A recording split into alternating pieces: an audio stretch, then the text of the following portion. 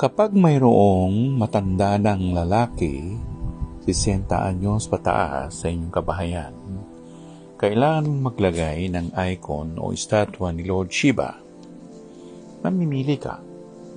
Pwede sa kanluranan mo ito ilagay o sa hilagang kanluran o northwest.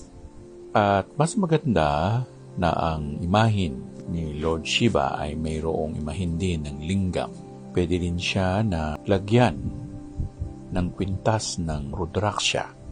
Sa ibabang mga posisyon ng estatwa ng Lord Shiva, pwede mo rin siyang ilagay kung ano ang bird sign mo. Halimbawa, pinanganak ka ng dog o ng horse o ng tiger, mas maganda na ito ay ilagay mo sa silanganan.